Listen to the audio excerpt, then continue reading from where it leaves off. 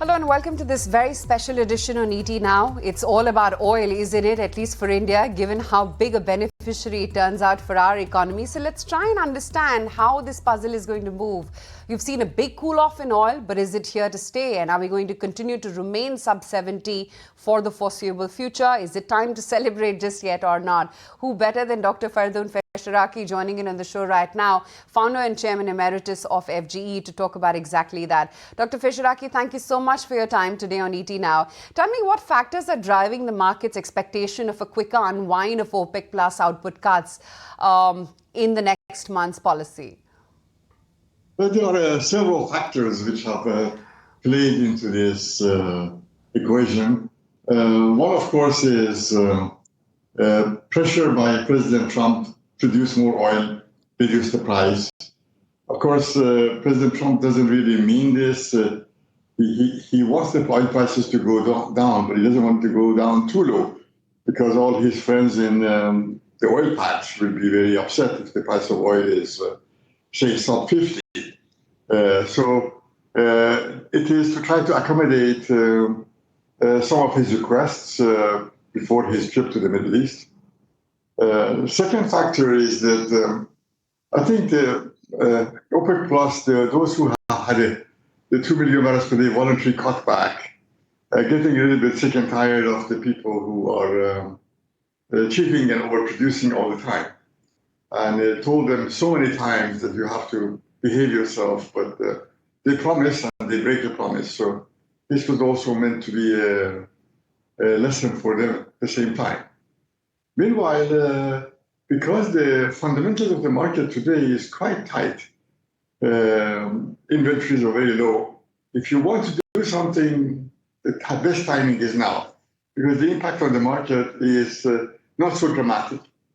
You saw the prices drop by $3-4, and then they gained it back in 2-3 days, because at this point in time, the low inventories actually mean that the market is quite strong. So you have achieved several targets at a good timing with one move.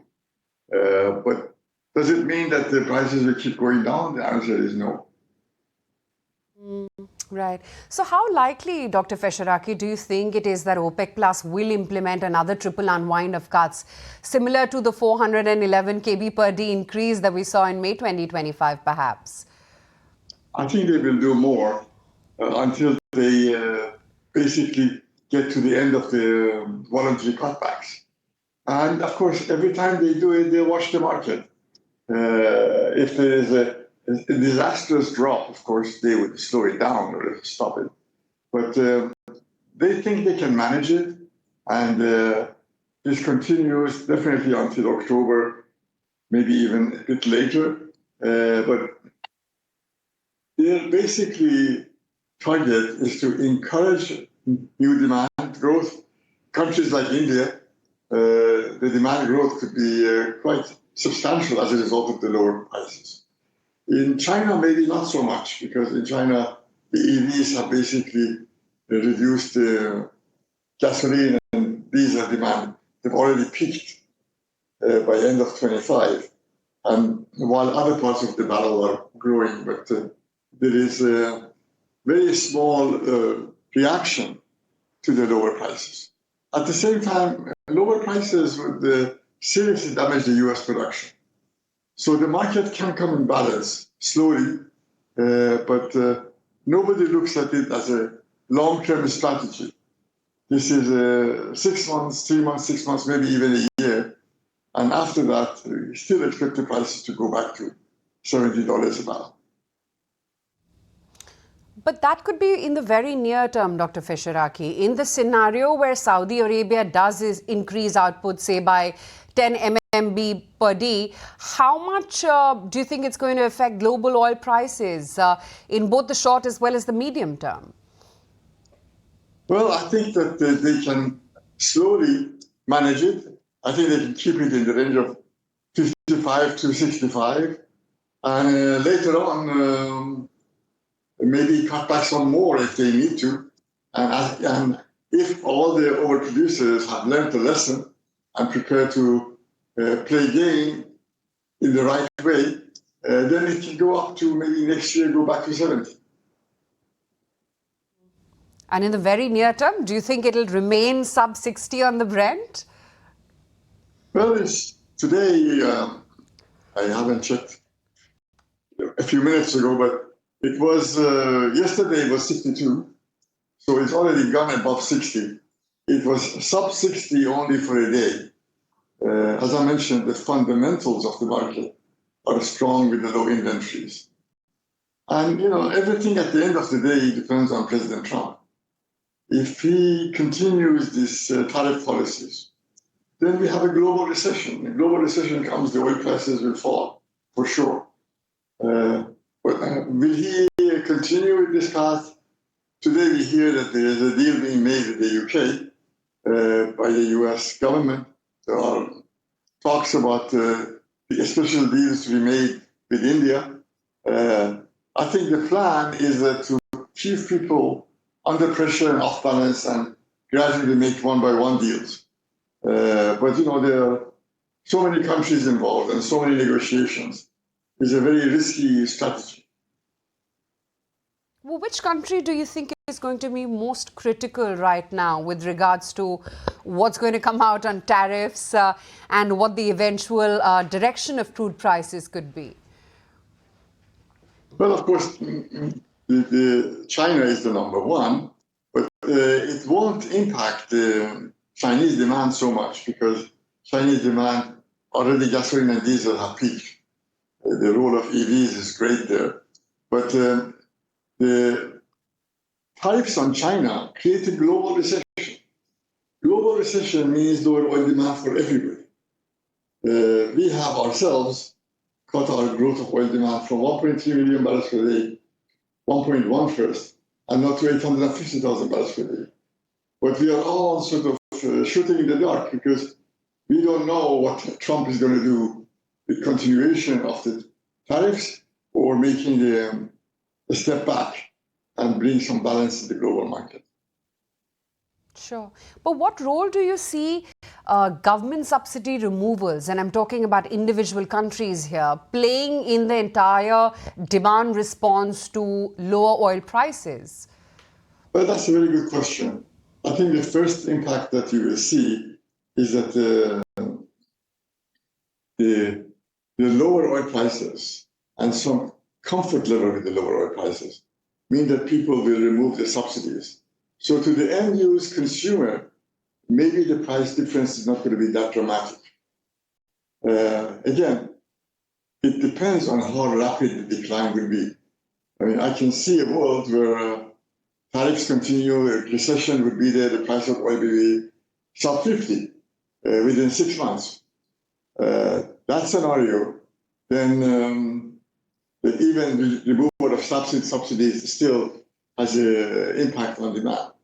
But so much uncertainty in the market, not in the oil market, but in the global economic balance and the lack of understanding of what President Trump wants and what he's likely to do. How significant, Dr. Fesharaki, do you expect the downward revisions to the 2025 US oil output forecast could be? Could it be sub 50 per barrel WTI in the current environment, you think?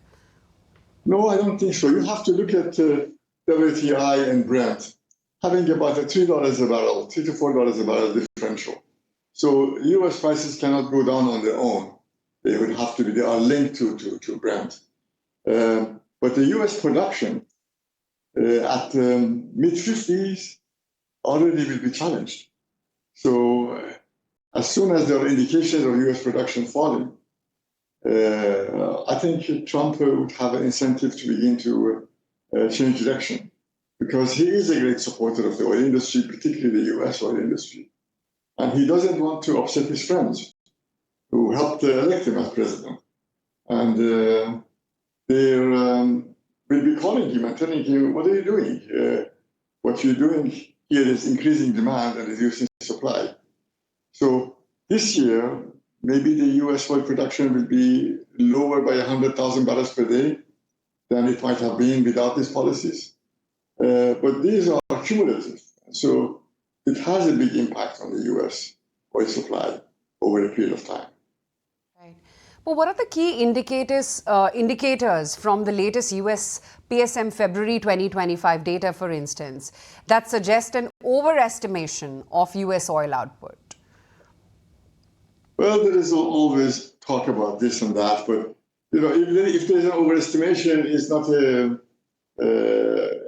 continuous cumulative way. I think the U.S. oil supply will grow by 200,000, 250,000 barrels per day this year, maybe next year by half as much, and gradually it peaks by 2027, 28. But right now, if the prices are going to the mid-50s or lower than mid-50s, I think that 100, 200,000 barrels per day lower production is very much on the cards.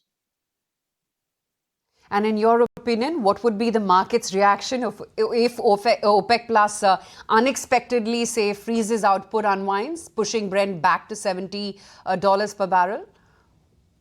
Well, it depends when they do it. The market, as I mentioned, is tight.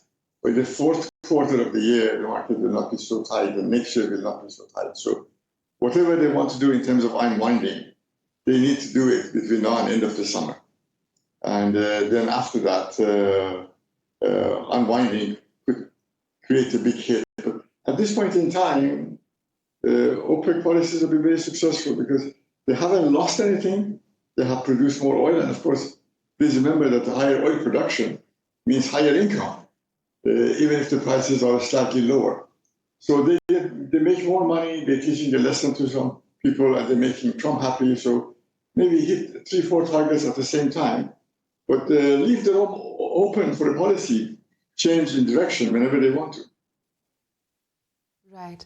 The other thing I wanted to talk about, Dr. Fesharaki, of course, from what I gauge is it's all on Trump, and I wish we could read his mind to try and predict the future course of not just crude, but all other asset classes. But what additional global factors, such as maybe SPR filing or US-Iran nuclear talks, should one consider alongside OPEC Plus output changes to try and figure out where exactly the oil markets are headed? Well, we have learned that the sanctions don't work. And while the U.S. is committed to bringing Iranian oil exports to zero, as of today, all the policies of the U.S. have had no substantive impact on the Iran oil exports. So we think that the Iranian oil exports may go down by a few 100,000 barrels per day, but from, say, 1.6 million barrels per day of crude and the 400,000 barrels of products, so the total of 2 million, maybe a few 100,000 barrels per day can go down. What the US is doing today, which is different from the past, is that they're trying to sanction infrastructure, sanction the ports, sanction the ships, sanction all the infrastructure, to stop them from handling anything. And it scares people, but sanctioning oil by itself doesn't really make that much difference. The oil market is like a big swimming pool. You take a bucket from one side, put it to the other side, it's still the same swimming pool. Except that some shippers make more money and some discounts will be in the market, as India has been experienced. But the discounts, they don't last. After a while, the discounts will be much, much smaller. The old $20 a barrel discounts for India is now only a few dollars a barrel. So it is, sanctions don't work. But what makes a big difference is a military conflict between US and Israel on the one hand and Iran on the other hand. That military conflict might result in the Iranians taking action against other Persian Gulf countries by attacking the neighbors, trying to damage the oil production facilities, and the fear of that kind of things, or try to close the Strait of Hormuz, even if it's temporary. That can push the prices up substantially to around $100 a barrel. So fear of the unknown temporarily can push prices up. But sanctions by itself, they don't really work. So do you think really this pressure tactic by the Trump administration to try and lower input prices You think that's actually going to work? Well, I mean, we don't know, as you said, we don't know what President Trump wants, but he doesn't want the prices to be too high, he doesn't want to be too low. But I think that he would not like the prices in the 50s or sub 50, because that's really very damaging to the global and the US oil industry. But he doesn't want it to go much above 70. So somewhere in the range of 65 to 70 may be a happy medium. Well, I hope it works out that way. But tell me, Dr. Fesharaki, based on the current data, what adjustments might we expect in your upcoming World Oil Market report regarding price forecasts? Well, right now, we have a floor of $55 a barrel, and we have a ceiling of 65. This is going to be for this next quarter. Then by next year, we expect the prices to be again above 60, and towards the end of next year, the price is back to $70 a barrel. And lastly, Dr. Fesharaki, since it does sort of impact India as well, I want to talk about the benchmark Singapore GRMs, because they have fallen about 58% year on year on weak global product cracks. Going ahead, where do you expect them to stabilize? Well, the first thing is that lower prices is good for GRMs, and so there will be definitely improvement in GRMs. But it'll take a year for the additional refining capacity from the old ones from the Middle East, which are now finally operating fully, and the Dangote refinery in Nigeria, the Omeka refinery in Mexico. It takes a year. By the end of 25, all these extra barrels are going to be absorbed. So my expectation is that if we want to see an improvement in the margins, we have to see some refineries in Asia closing. And we don't see anything closing. And we don't see anybody even reducing the crude runs. So I expect to get some positive news starting in the beginning or middle of 26. And we need to keep in mind that very few people are building new refineries after 26. There is, of course, discussion between Saudi Arabia and India about building 2 new refineries in India, which I think at least one of them is very likely, maybe both. But it is because Indian refineries, the PSUs are running at 100 to 120% utilization factor. So every government-owned refinery in India is short. And so adding capacity in India makes sense, but the impact is going to be on reliance on Nayara in terms of how much they would sell in the domestic market in India. I get that. Dr. Fesharaki, thank you so much for your time today. Great speaking with you as always. So many insights. Thank you very much. Thank you for having me. Okay, we're going to take a very quick break on that note, but come right back. We'll have BNSN take over.